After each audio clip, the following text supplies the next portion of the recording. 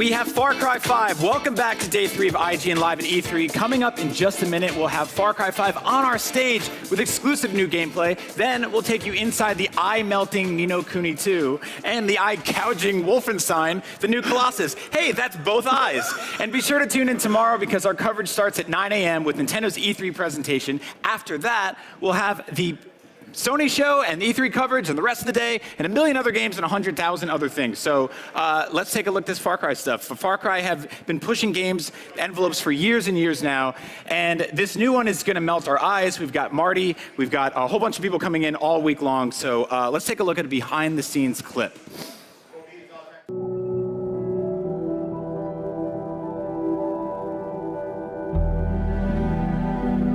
We had this idea that we wanted to take Far Cry to America, but we didn't know how to do it.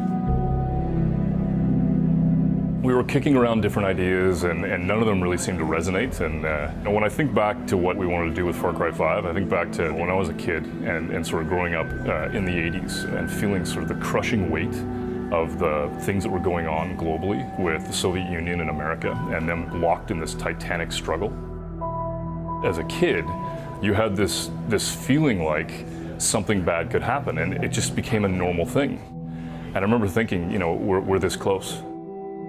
Thought it was really interesting to apply that feeling to a character in the game.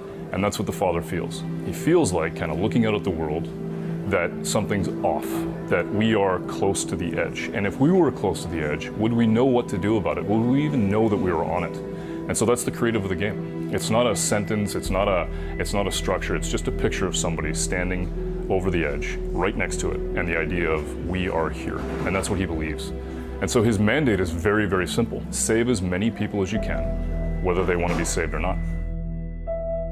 Joseph absolutely believes that the end of the world is going to happen, and he absolutely believes that he's got to save people.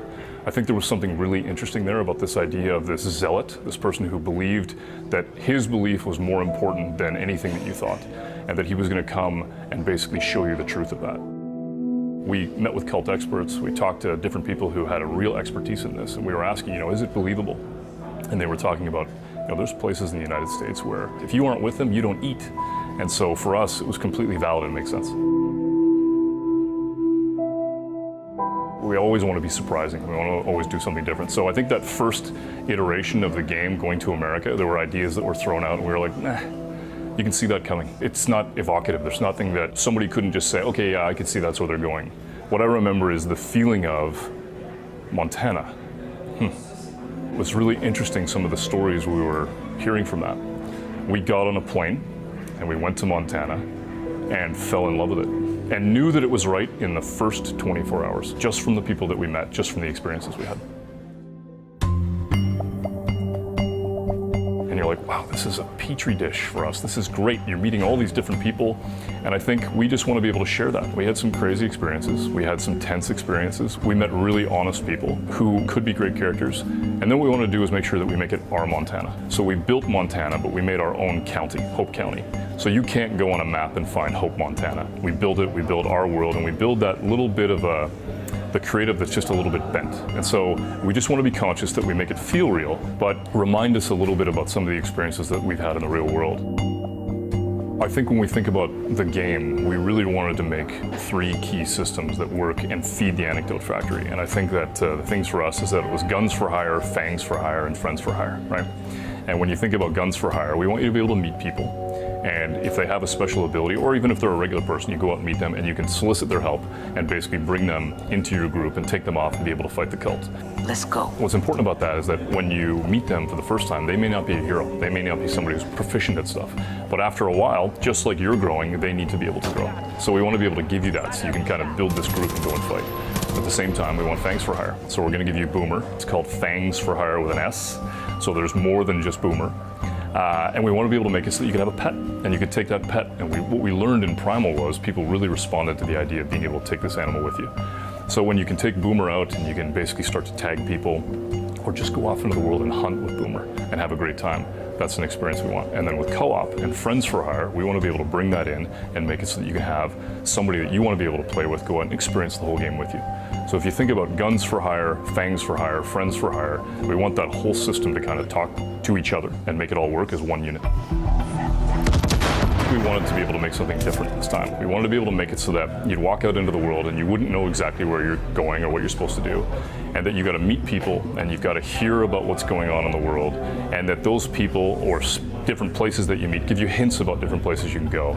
We also want to make it so that if you play the game and you decide, I want to go north, and you play it for 10 hours, and we talk to each other the next day, and I went south, you're going to say, oh, I met this person. This is the weapon that I got. This is the experience that I had. And I'm like, I don't know what game you were playing, but I went down south, and I met Nick, and I've got a plane, and I'm able to do strafing runs. And I'm like, okay, and you go back home the next day, and you play the opposite. And you play it the way you want to play it, and you meet people at the pace you want to meet them. And if you want to play in the open world and just mess around and have a great time, you can. If you want to have an earnest story moment, you can. In an action bubble that's contained, you can. Seems like the idea of this game and the thoughts that are being presented in this game are topical for the time we have right now. What was interesting is that, we started to think about this and the concept of we're on the edge 3 years ago. And we think we've got something special, and we keep pushing that. And we think when we present it to people, they're going to love it.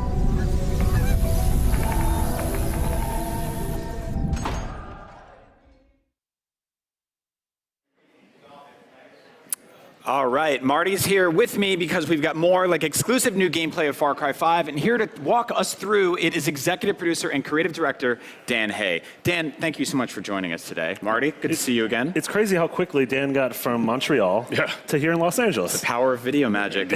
Yeah. So we're obviously incredibly excited about Far Cry 5. I think the thing that I pulled from that specifically that I didn't know was the way that I think we're going to be talking about this game with each other, in that some of us might go in different directions and go on completely different adventures. Far Cry games in the past have been sort of walled off, almost narratively.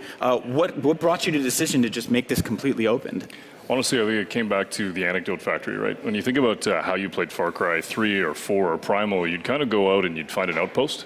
And then you go into that outpost and you go, okay, I have a 360-degree approach. I can attack it the way I want. And you can talk about what you want to do, and then you have the opportunity to maybe trigger the anecdote factory in a unique way. And what we said to ourselves is, why can't we do that with the entire game?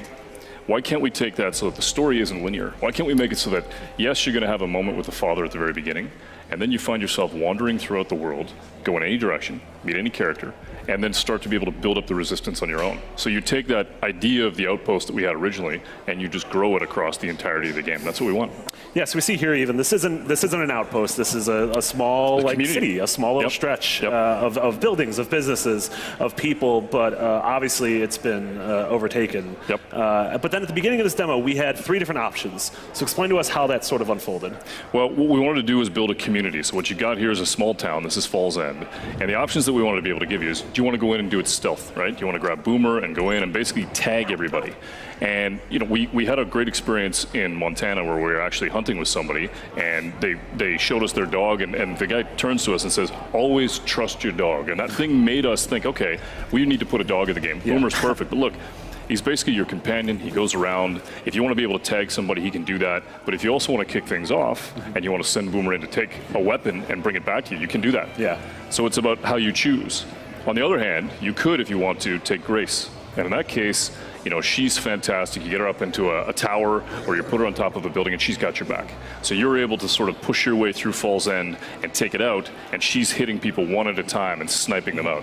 And then after that, sometimes people just want to go absolutely nuts. Sometimes people just want to blow stuff up, and that's Nick. You grab Nick, you put him in the plane, and you let him just bring the thunder. So how do you, in this demo, the way you chose the guns for hire was just a menu at the beginning. How is that going to sort of unfold in the actual game once we play it? Yeah, for us, obviously, we're making it so that it's pretty easy for you to be able to meet these guns for hire at E3 and make a choice. But in the game, there's people you may or may not meet. We want to make it so that you kind of follow the voices that you meet in the world, and you hear the lore of these different stories, and you hit action bubbles. And so if you go down into this region and you meet Nick, maybe you're going to hear a little bit about Grace, maybe not. Maybe you're going to go in and actually meet Mary May in the bar, and she's going to say, hey, maybe you should go talk to Nick. Or, you know what? This next mission, do you have a dog? I think you need a dog, right? And then you go in and you get Fangs for hire. And it'll give you these little hints and breadcrumb things throughout the world that you can do to kind of build the experience. But again, it really depends on how you play. Are they going to try to hurt my dog? They are. They're Oh, literally. you're breaking my heart already, man. I don't want to hear all Bad that. people do bad stuff. But you can get revenge with a bat, which is Yes, great. absolutely. If anyone touches my dog, I'm hitting you with a bat. But That's you know what? happening. Boomer's a badass. He'll be able to handle himself sometimes. He'll be able to go in and He has his you own know. bat. Yeah. It's called the mouth.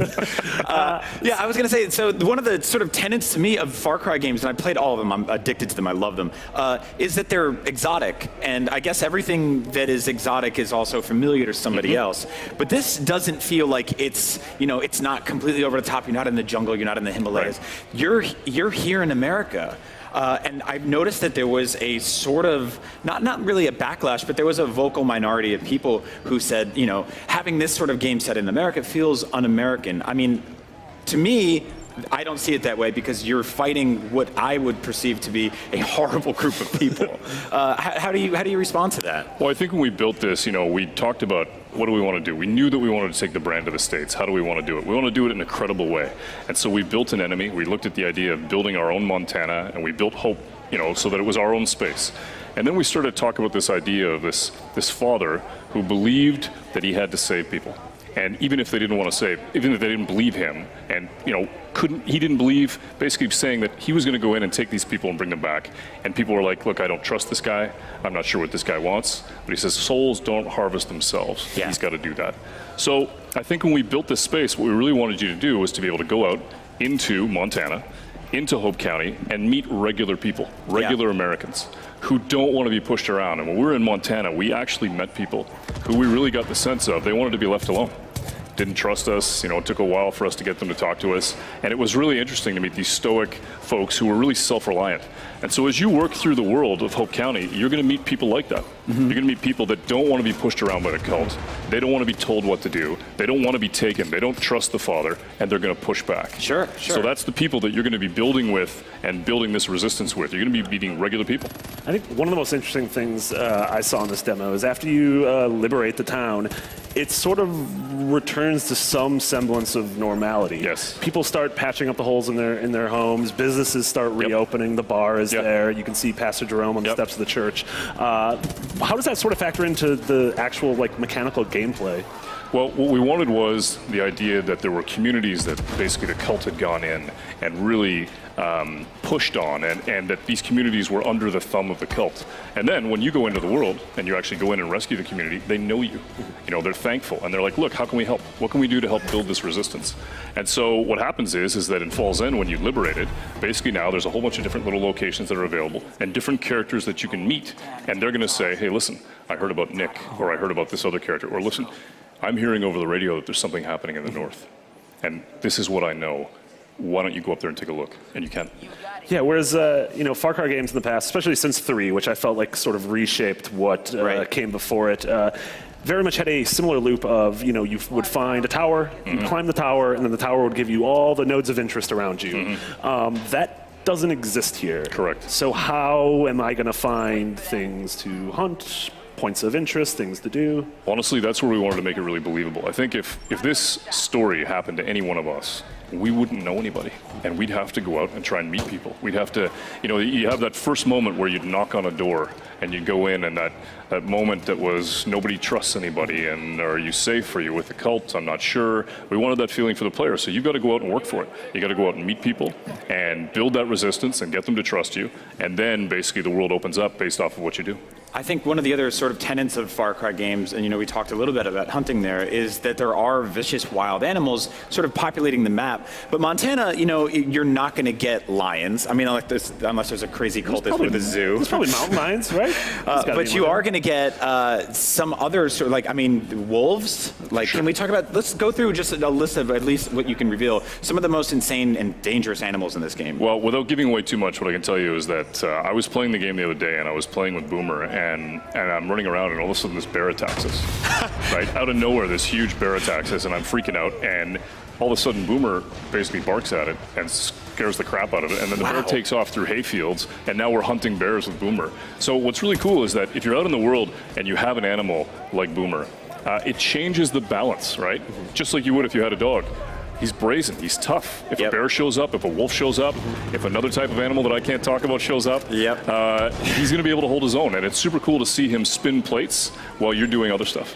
Yeah. What are some of the other side activities we'll be doing in Hope County, aside from the murdering and liberating?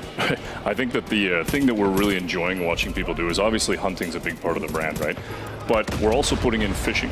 And what's amazing to watch people play is that they're playing the game and they're running around doing all this stuff. And then they find somebody with a fishing rod. They pick up the fishing rod and now they spend 30 minutes just going off and fly fishing.